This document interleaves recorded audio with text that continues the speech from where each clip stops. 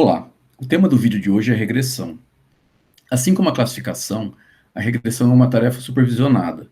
Isso significa que nós queremos criar modelos para predizer uma variável-alvo. Entretanto, ao contrário da classificação, na regressão essa variável-alvo é uma variável contínua. Na tarefa de regressão, então, o objetivo é predizer uma variável-alvo, reforçando que essa variável é um valor contínuo, em função de outros atributos. O atributo alvo é chamado de variável resposta, e as outras variáveis, aquela que eu quero construir a função, são chamadas de variáveis regressoras. Existem abordagens paramétricas, em que eu assumo que essa função ela tem um formato específico, e eu quero encontrar os parâmetros. Por exemplo, eu posso assumir que essa função é uma função linear,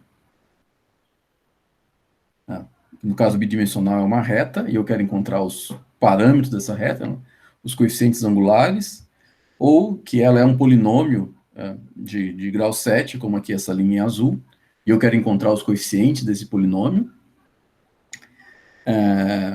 ou que essa função tem outras formas, e a abordagem não paramétrica, em que eu não faço nenhuma suposição a respeito da forma dessa função, e o objetivo é simplesmente prever o valor para novos exemplos.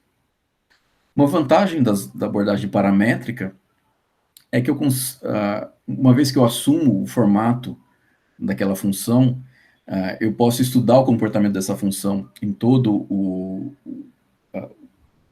o range de valores daquelas variáveis, em toda a faixa de valores daquelas variáveis, eu posso estudar os coeficientes, eu posso tentar interpretar esses coeficientes, mas isso me limita a escolher de antemão qual que é a forma da função. Na abordagem paramétrica, eu não preciso escolher essa função, mas eu perco essa capacidade de poder explicitar esse relacionamento de uma maneira explícita. A regressão não paramétrica, ela tenta aproximar os valores, muitas vezes como uma caixa preta, sem deixar explícito qual que é o formato dessa função. Então, na tarefa de regressão, dado um conjunto de dados com N exemplos, eu quero encontrar uma função f de x, que prediga o valor de uma variável contínua y para novos exemplos. E o objetivo para encontrar essa função é minimizar a expectativa de erro. Eu quero minimizar a diferença entre o valor predito, o valor dado pela essa função f de x, por o valor real, que é o valor y dessa variável. Existem diversos algoritmos de regressão. Um dos mais comuns é a regressão linear. Vamos ver aqui o exemplo do caso da regressão linear com apenas um atributo. Eu tenho um atributo regressor e o atributo objetivo, aquele atributo que eu quero prever. Então, nesse caso, com esses dois atributos, um sendo o regressor e o outro sendo a variável resposta, aquele valor que eu quero prever, o objetivo da regressão é encontrar uma reta em que eu quero prever o atributo resposta y em função do regressor, do atributo regressor x, e na regressão linear, essa função tem o formato de uma reta. Então, ela é y igual a x mais b, que é a equação de uma reta. Então, eu quero encontrar essa regressão linear que aproxima a dependência entre x e y, assumindo que existe uma relação linear entre eles. E aí, para encontrar essa reta de regressão, eu quero encontrar esses coeficientes, então o formato dessa relação está definido de antemão, eu estou assumindo que é uma reta, e eu quero encontrar esses coeficientes que melhor expressam essa relação, que melhor capturam essa dependência linear entre a variável regressora e a variável resposta. Eu estou assumindo aqui que essa relação é linear. O que é um bom ajuste? Existem diversas maneiras de a gente definir o que é um bom ajuste. Então, aqui eu tenho um exemplo de uma base de dados em que eu tenho aqui a variável x e a variável y, e eu quero encontrar a melhor reta que se ajuste a esses dados. Uma das maneiras de definir o que é um bom ajuste é considerar a distância aqui perpendicular no eixo y do valor real, que são aqui os pontos, para o valor predito, que seria aqui o valor dado por essa regressão linear. O valor predito está em cima aqui dessa linha azul. Então, aqui é devido à diferença aqui no eixo y, a diferença em y, do valor real para o valor predito. Então, com base nesse resíduo, a gente pode definir uma função de custo, que é a soma dos quadrados desse resíduo. Então, eu vou pegar esses valores aqui, essas diferenças, vou elevar ao quadrado.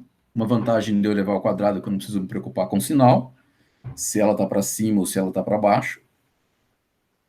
Se eu fizer a diferença simplesmente, então isso aqui contribuiria positivamente para a função de custo, mas esse aqui contribuiria negativamente. Então, levando ao quadrado, eu não preciso me preocupar com isso.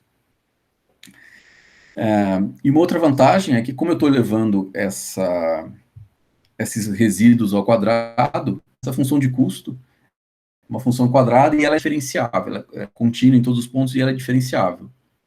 E uma das técnicas para encontrar, para minimizar o custo, um dos requisitos é que a função seja diferenciável. Então, elevar ao quadrado tem essa vantagem, tem a vantagem de eu não precisar me preocupar com o sinal, da função ser diferenciável, e além disso, ela penaliza mais erros ou resíduos maiores. Então, essa distância aqui seria penalizada ao quadrado. Então, quanto maior a distância, a penalização para essa distância aqui com relação à reta ideal vai aumentando com o quadrado. Então, definida essa função de custo, que é a soma dos quadrados desses resíduos, o objetivo da regressão linear usando o método dos mínimos quadrados, é encontrar a reta que minimiza a soma desses quadrados desses resíduos. Existem outras opções para essa função de custo. Essa soma dos quadrados dos erros ou dos quadrados dos resíduos, ela tem algumas vantagens, porque ela é o estimador de máxima verossimilhança, ela é diferenciável, como a gente falou, eu não preciso me preocupar com o sinal, mas existem outras funções que eu poderia usar, como por exemplo, o erro absoluto médio. Então, ao invés de considerar o quadrado das diferenças, eu consideraria o módulo das diferenças, o erro absoluto. Então, a soma ou a média dos erros absolutos.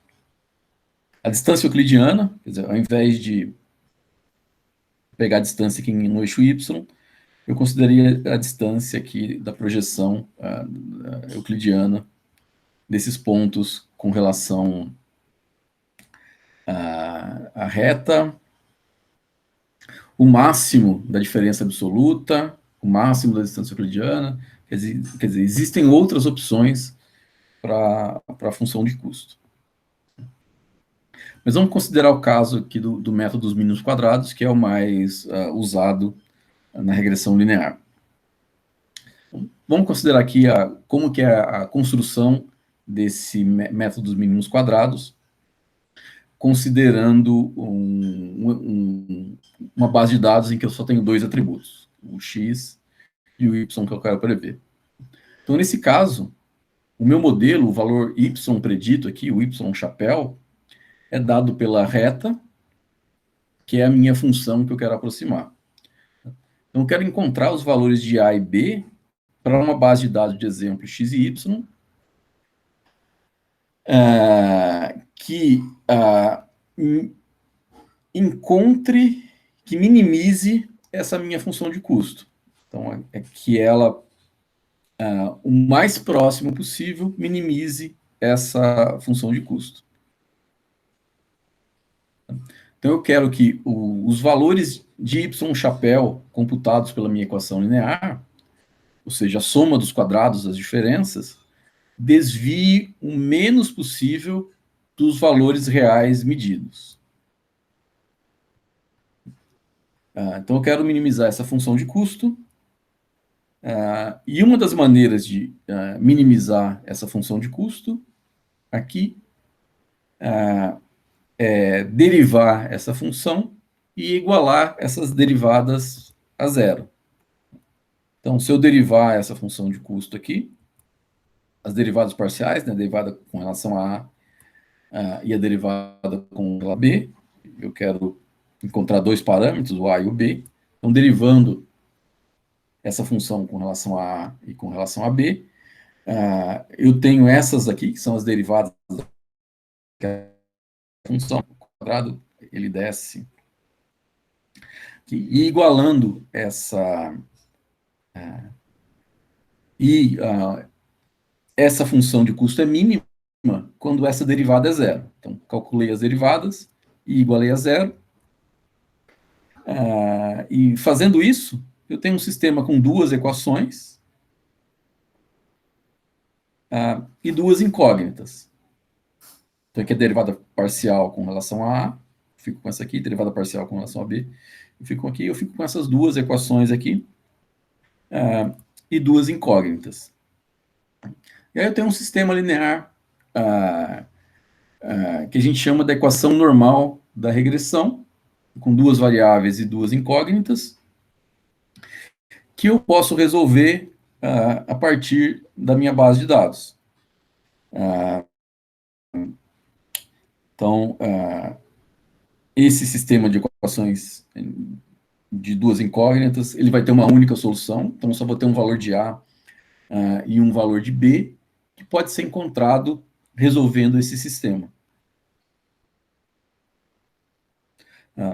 Por exemplo, se eu tenho aqui essa base de dados, para esses valores de x e para esses valores de y,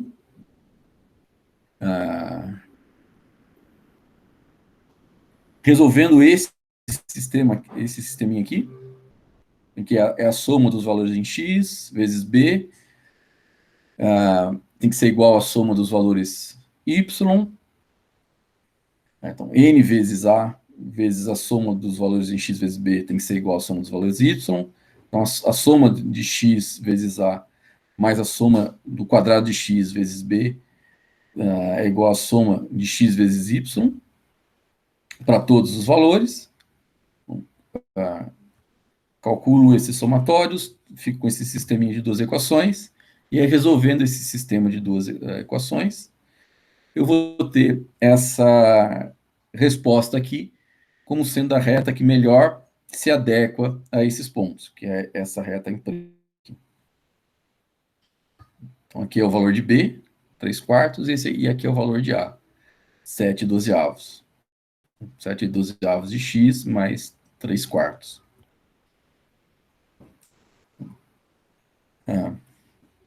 Se a gente fizer as contas, a gente chega nesses valores aqui.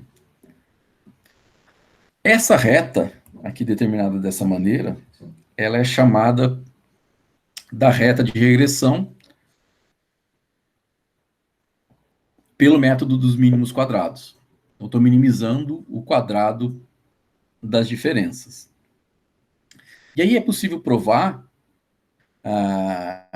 que essa linha de regressão ela pode ser interpretada como estimador de máxima verossimilhança, ou seja, a reta que mais se aproxima a dados, assumindo que a dependência entre os dados é uma reta. O estimador que tem mais semelhança com relação aos dados que eu usei para estimar aqueles parâmetros. E aí, esse método assume que o processo de geração dos dados ele é um modelo linear e as diferenças entre os pontos elas são um erro aleatório de medição, uma discrepância aleatória de medição ou uma discrepância aleatória que foge desse modelo linear. Então, a suposição por trás desse modelo linear é que os dados seguem o processo de geração dos dados, essa reta mais esse erro aleatório, que pode ter vários motivos. Então, os parâmetros A e B, que minimizam a soma dos quadrados na direção de y, a partir dos dados, maximizam a probabilidade dos dados, assumindo que o modelo é uma equação linear. Então, isso significa que é um estimador de máxima verossimilhança. Essa é a reta, o estimador mais provável de se adequar aos dados, dado que os dados seguem esse modelo.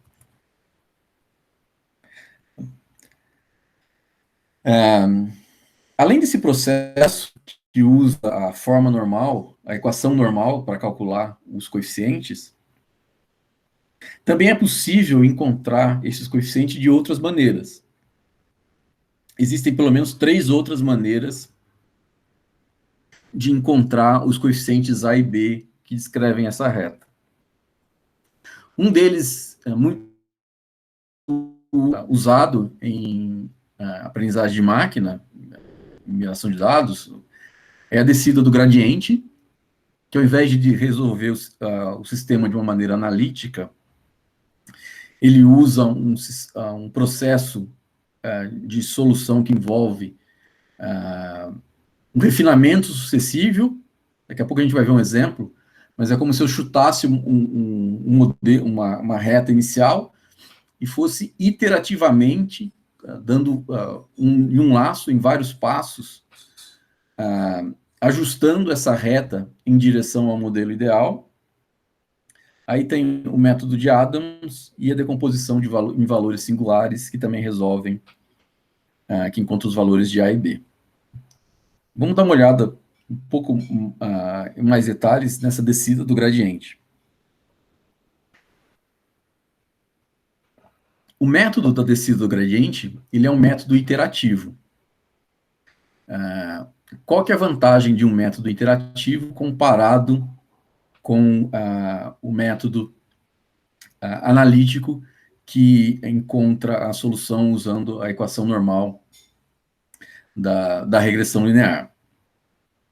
Na equação normal, se eu tenho uma base de dados com muitos atributos, um dos passos ali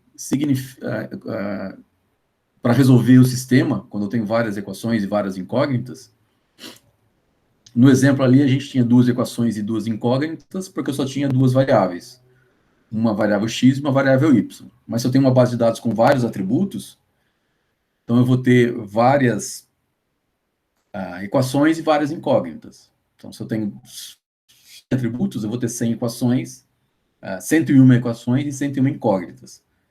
Os 100 atributos regressores e mais a variável resposta. Se eu tenho 1000 atributos, eu vou ter 1001 atributos, 1001 equações e 1000 incógnitas. 1000 variáveis regressoras mais a variável resposta. E aí um dos passos para resolver o sistema envolve inverter uma matriz quadrada de dimensão do número de atributos m por m, né? O m é o número de atributos. E aí o processo de inverter essa matriz quadrada, se eu tenho muitos atributos, se eu tenho 1000 atributos, eu vou ter uma matriz aí de 1000 por 1000, 1001 por 1001, e aí o processo de inverter essa matriz é computacionalmente custoso. No método interativo, eu não preciso fazer essa inversão da matriz. Eu não preciso resolver esse sistema inteiro de uma única vez. O que eu faço é, eu começo com um valor aleatório, com uma reta aleatória, e vou sucessivamente dando passos na direção de minimizar a função de custo. Então, aqui no slide, aqui tem um exemplo. Eu começo aqui com essa reta aleatória aqui. Poderia ser qualquer outra, sei lá, poderia ter começado com essa. Mas imagine que eu comecei com essa. E aí eu vou sucessivamente dando passos na direção de encontrar a reta ideal, que nesse caso aqui é essa reta roxa aqui. E aí é como se a cada refinamento eu desse um pequeno passo na direção de minimizar a função de custo. E eu repito esse processo até convergir, até que eu não consigo mais minimizar a função de custo. E esse método interativo envolve, ele é mais barato computacionalmente do que inverter uma matriz se a dimensionalidade dessa matriz é muito grande.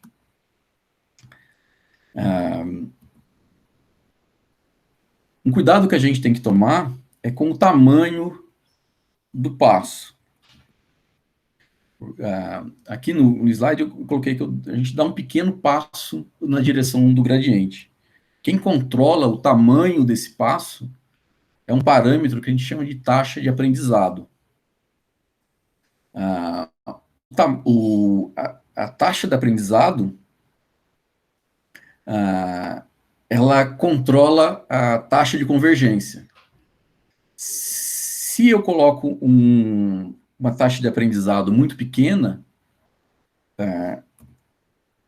esse processo aqui, essa repetição, esse processo interativo, vai demorar mais passos para convergir. Então, eu vou ter que dar mais passos para encontrar o valor mínimo. Se essa taxa de aprendizado é muito grande, eventualmente o processo pode não convergir. Então, ao invés de convergir, ao invés de dar um passo na direção de minimizar o gradiente, eu dou um passo na direção oposta aqui, e ao invés de convergir, eu vou divergindo do mínimo aqui. Então, especificar uma boa taxa de aprendizado que maximiza a velocidade de convergência sem divergir envolve aí experimentar com diferentes valores dessa taxa de aprendizado. Além da regressão linear, em que a gente assume que os dados seguem uma equação linear, a gente tem outras regressões.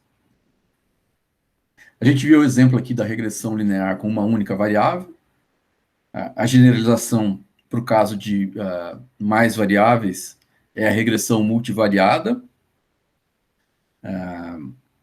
em que ao invés de eu ter um coeficiente, uma única variável regressora e a variável resposta, eu tenho várias variáveis regressoras. Então, aqui eu tenho eu tenho M variáveis regressoras, e para cada variável regressora eu quero encontrar um coeficiente. E aí, essa minha função de custo, ela envolve todos os coeficientes da regressão, os M coeficientes aqui. Então, eu vou ter M derivadas parciais, uma para cada coeficiente. Mas o processo é análogo, de encontrar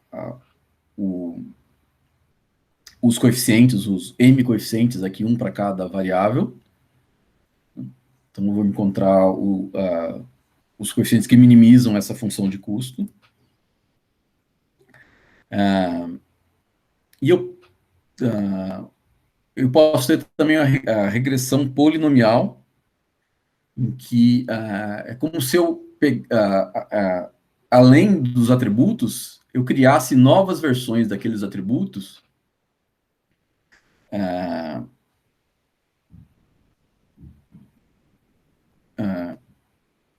a partir de polinômios até um certo grau. Então, uma regressão quadrática, além dos atributos originais, eu vou criar atributos que correspondem ao quadrado daqueles meus atributos originais. Numa regressão cúbica, eu vou ter os atributos originais, os atributos quadráticos e os atributos cúbicos, e assim por diante. Então, é como se eu replicasse os meus atributos, aplicando funções, aplicando polinômios de grau até um certo grau para minha base de dados.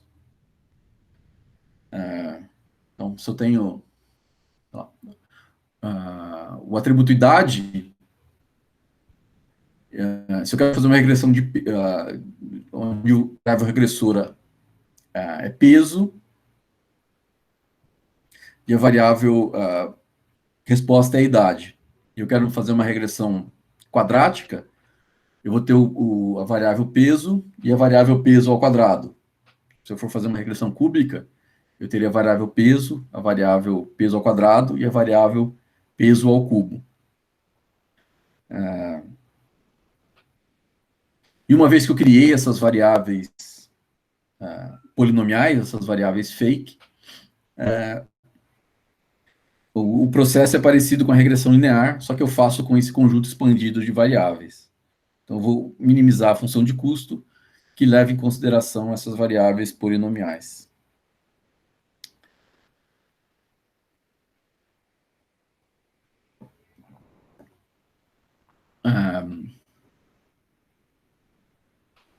Um problema com esse método dos mínimos quadrados é que ele é sensível ao outliers, em que outliers são valores que desviam, que estão não, que desviam da massa maior dos dados. Por exemplo, aqui eu tenho essa base de dados aqui com esses pontos cinzas aqui, e aí eu tenho um outlier, que é esse pontinho cinza aqui no canto. Se eu fizer uma regressão com mínimos quadrados, esse único pontinho aqui vai fazer com que a minha reta, o meu modelo, fique essa reta em vermelho aqui.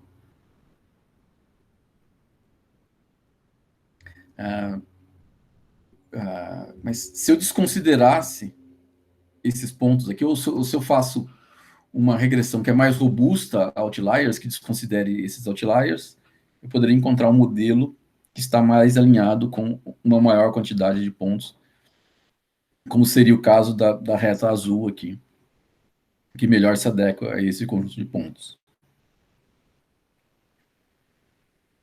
Essa ideia da regressão robusta, a regressão que é menos sensível a outliers, ela está relacionada com os conceitos de overfitting e underfitting. No overfitting, eu vou criar um modelo que se ajusta.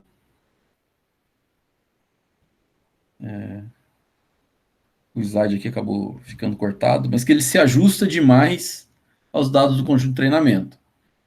Então, acabou não mostrando aqui, mas é como se eu tivesse uma reta toda pontilhada, toda serrilhada aqui, que passa por todos os pontos vermelhos fazendo aqui um zigue-zague. E aí ela acaba sendo ruim para prever exemplos novos, que seriam esses pontos que estão fora, essas cruzes não preenchidas aqui, que não são parecidas com os dados do conjunto de treinamento. Então, os dados de treinamento aqui são as cruzes cheias, e os dados de teste são as cruzes não cheias. Então, o overfitting é um modelo que se ajusta demais aos dados de treinamento, incluindo possivelmente outliers, e tem um impacto negativo na capacidade do modelo de generalizar, de prever dados não vistos. Já o underfitting é quando eu tenho um modelo muito simples, que nem se ajusta bem aos dados de treino e nem generaliza bem para novos dados.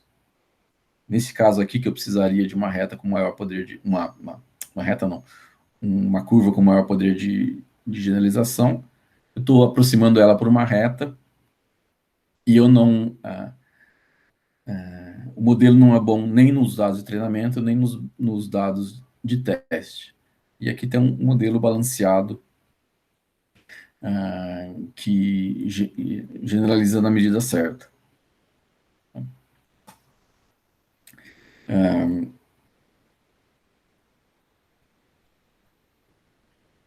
Então, existe um trade-off entre a simplicidade do modelo, esse aqui, o modelo mais simples, né? Só uma reta, e aqui seria um modelo mais complexo, modelo todo serrilhado.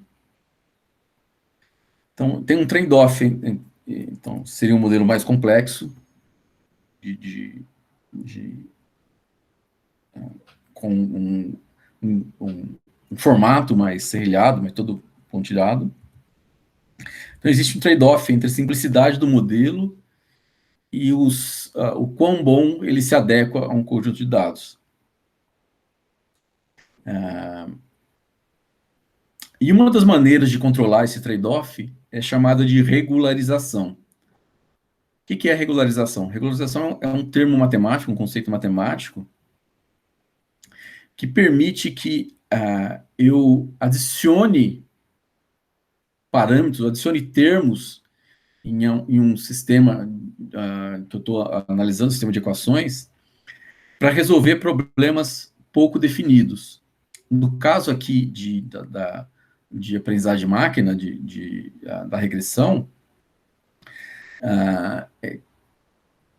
é um termo que eu adiciono para penalizar modelos muito complexos.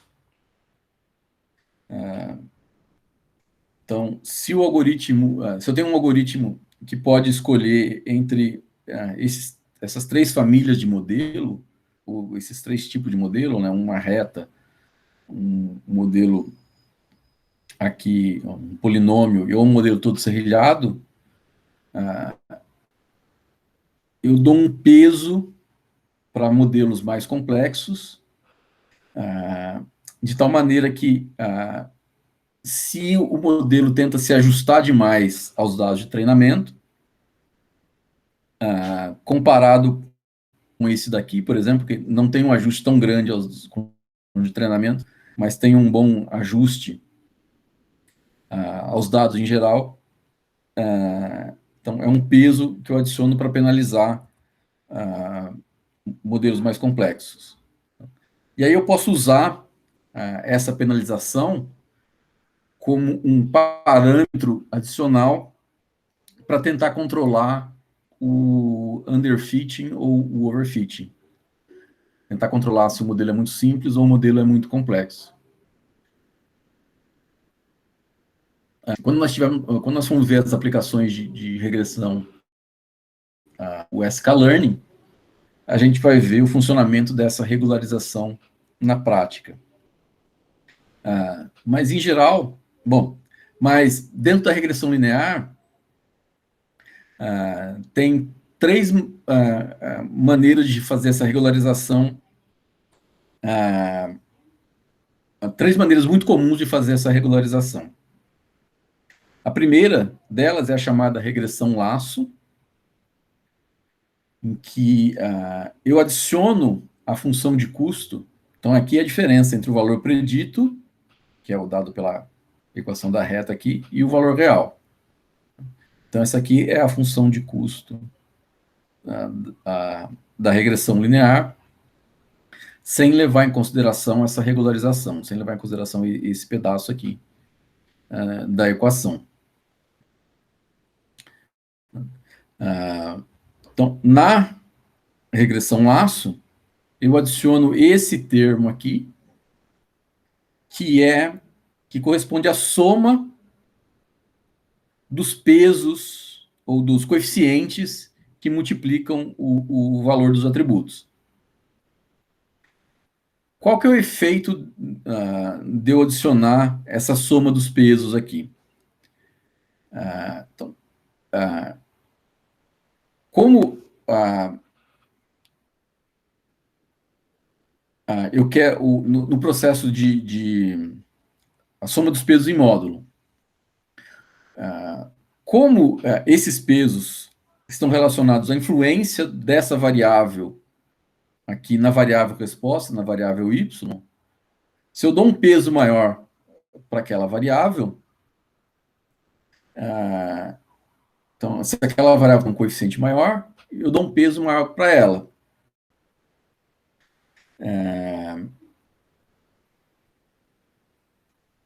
Só que, em um caso de regressão multivariada, que eu tenho muitos atributos, eu posso ter, por exemplo, atributos que são correlacionados. Atributos, dois atributos que... se eu quero fazer a predição do preço da casa, de uma casa, por exemplo. E aí eu tenho quantos metros quadrados tem a casa e o número de cômodos da casa. Em geral, uma casa que tem mais cômodos, né, mais quartos, mais salas, mais banheiros, tem uma metragem maior. Então, essas duas variáveis elas são muito correlacionadas. E aí pode ser que, no processo de regressão, eu acabe dobrando a influência dessas duas variáveis artificialmente, porque eu estou dando um peso maior para essas duas. Como elas estão muito... Mas a informação por trás delas é muito parecida, porque elas são altamente correlacionadas. Então, eu estaria duplicando a força aqui do tamanho da casa, que pode ser quadrados, ou o número de cômodos da casa. Então, na regressão laço, como eu estou aqui somando nessa função de custo a soma desses coeficientes, se essas duas variáveis relacionadas elas têm um peso alto, ela vai ter um peso grande aqui na hora de eu criar o meu modelo e vai fazer com que a função de custo também aumente. Então, isso vai forçar que o modelo internamente selecione só uma delas, eu dê uma força maior para uma delas, desconsiderando a outra. Porque à medida que eu aumento os valores aqui do peso, a função de custo vai aumentar, mas eu quero diminuir a função de custo, né? Então, para poder balancear entre essas duas coisas, eu tenho que subir um e descer o outro. Então, a regressão laço força a escolha de apenas uma delas, porque considerar os dois pesos altos em conjunto contribui pouco para o poder de predição do modelo, fazendo essa regularização aqui. E tem esse parâmetro alfa aqui, que controla esse trade-off, o quanto qual que é a força dessa penalização, se eu vou querer uma penalização maior ou menor para essa soma de parâmetros. A regressão rígida, a rigid regression, ela é parecida com a laço, só que ao invés de fazer a soma em módulo dos pesos, eu faço a soma do quadrado dos pesos.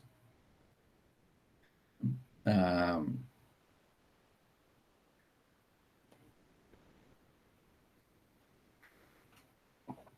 ah, Na regressão rígida, o que eu faço,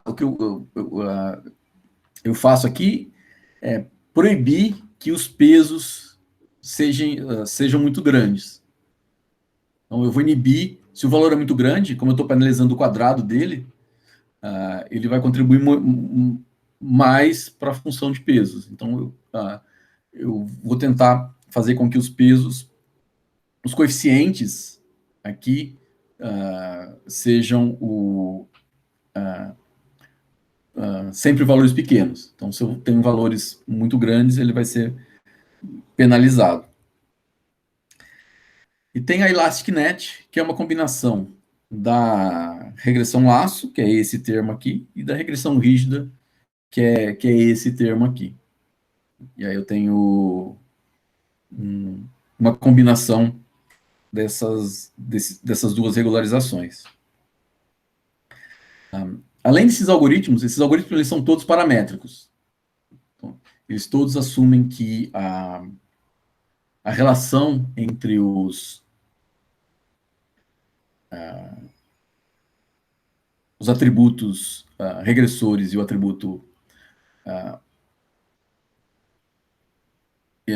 e o y, elas têm um formato específico. Ou uma relação linear, ou uma relação polinomial, em que eu estou elevando os atributos ao quadrado, estou aplicando uma transformação polinomial nos atributos. Então, além dos modelos paramétricos, existem outros algoritmos de regressão. Eu posso aplicar outras transformações não lineares, como a gente aplicou lá os polinômios de grau 2, 3, 4. Eu posso fazer transformações calculando quadrado, logaritmo, raiz, módulo, seno, exponencial. Tem uma série de transformações não lineares que eu posso fazer nos dados e aí aplicar um algoritmo linear em cima dos dados transformados. Essa aqui ainda é uma abordagem paramétrica, só que eu faço essa transformação, né, tem uma regressão não linear. Mas o problema é que identificar quais funções que a gente quer aplicar não é uma tarefa fácil.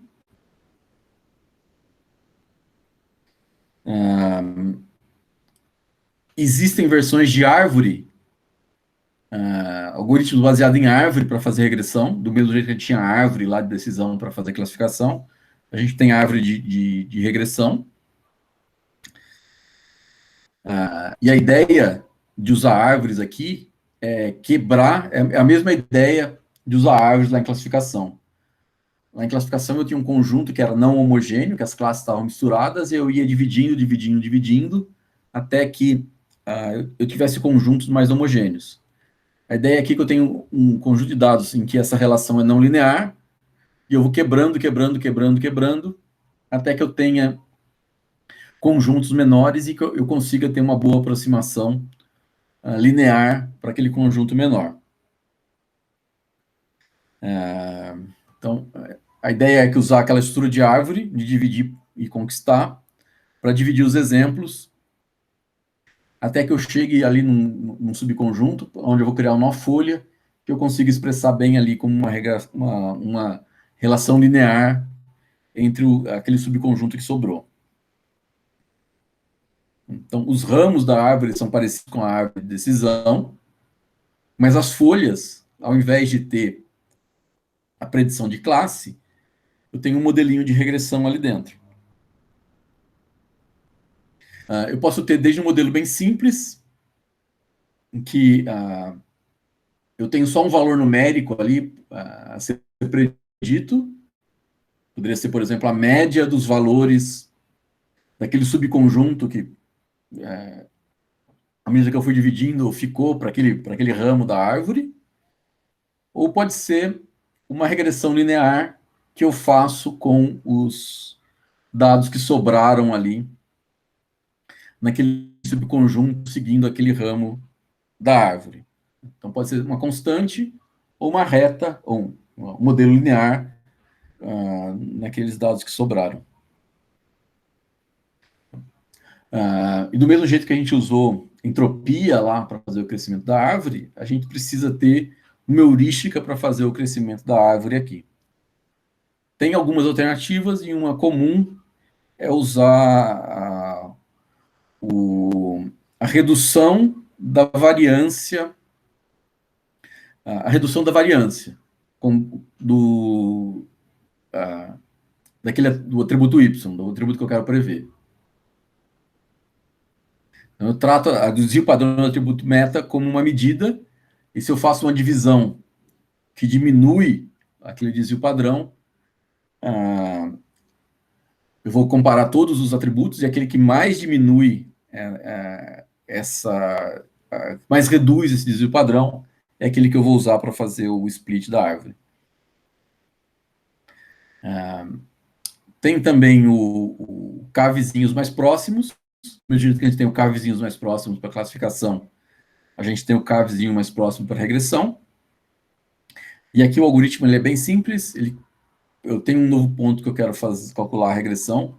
Eu calculo os K vizinhos deles e faço uma média daqueles valores. Pode ser uma média simples, uma média ponderada pela distância, mas em geral é a média simples. Ao invés de prever a classe mais frequente ou a probabilidade de classes, eu faço a média dos valores que estão entre os K vizinhos.